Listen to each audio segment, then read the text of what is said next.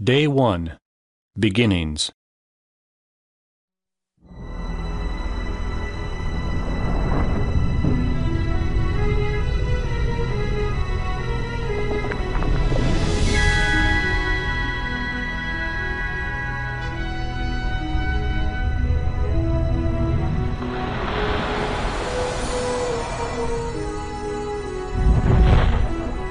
How great is God, exalted in power, majestic above all.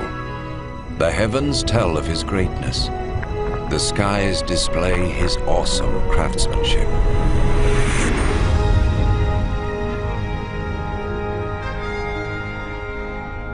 Day after day they continue to speak. Night after night they make him known.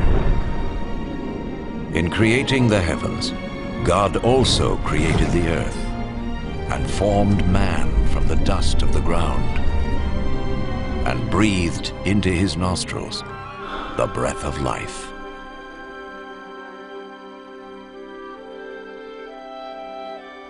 The God of love created man and woman in his own image to have a relationship with him. And so in the beginning they revered and honored God and lived in harmony with him.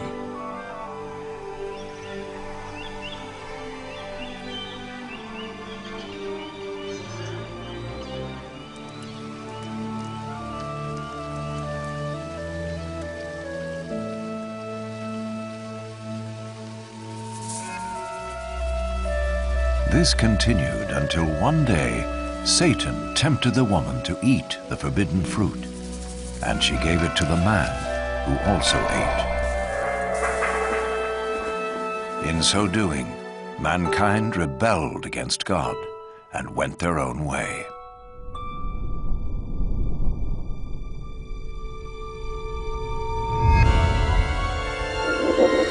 As a result of this sin, mankind was separated from God and was thrown out of the Garden of Eden. But God still loved mankind. It was never his desire to be separate from those he created. Yet how could God be holy and the source of perfect justice if he did not judge mankind for their sin? In his holy book, God reveals his plan to save the world from his judgment. One of the first to see this plan unfold was Abraham.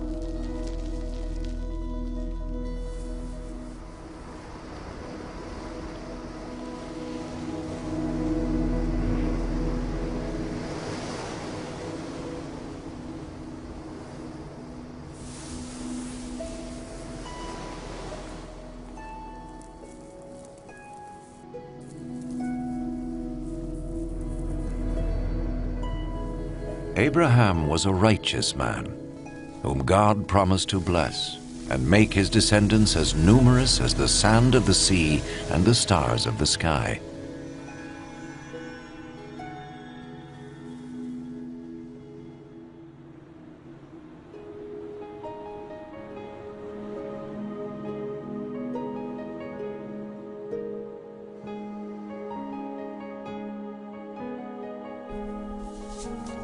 To test his obedience, God told Abraham to sacrifice his son as an offering to him.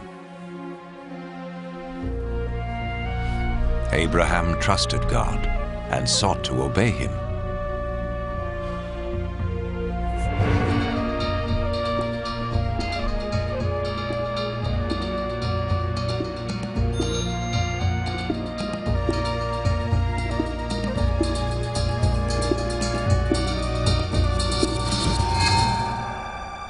But as he raised his knife to kill his son, the angel of the Lord stopped him. He saw that Abraham feared God and was willing to obey him. Then Abraham saw a ram caught by its horns in a thicket, and he sacrificed the ram instead of his son as an offering to God. And so God showed Abraham that a lamb or similar animal was to be slain as a temporary covering for sin until God would provide his ultimate sacrifice to pay for the sins of mankind. Instead of sin separating man from God, the sacrifice would restore their relationship. The Holy Scriptures speak of one who was to come and be the ultimate sacrifice for the sins of the world. As the ram took the place of Abraham's son, so this one who would come would take man's place, so he could be forgiven. Some refer to this person as the Messiah, the one who would come and reconcile the world back to God once and for all.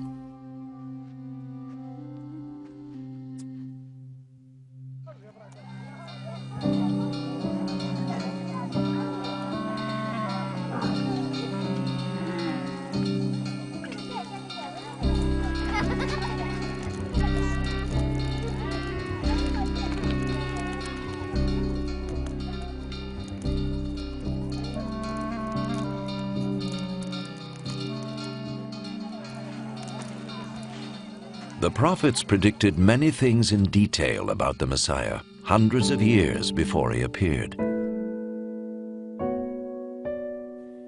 The prophet Isaiah foretold that his birth was to be a miraculous one.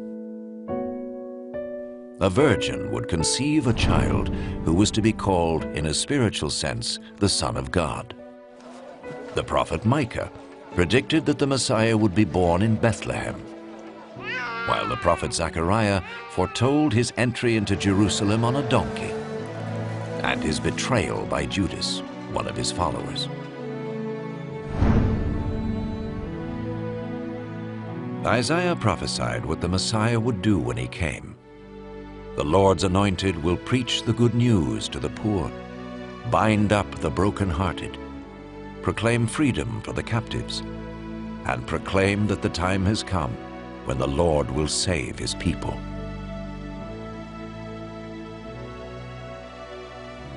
So who was the Messiah? In the 1st century, a prophet came called Jesus. Some thought he was the one the prophet spoke about. Could this be? Did his life fulfill what was predicted of him? Was Jesus more than a prophet? What follows is his story, based on eyewitness accounts as recorded in the Holy Scriptures. An actor plays the part of Jesus, and though no actor is worthy of such a role, it has been done so that we may understand and benefit from the life of Jesus.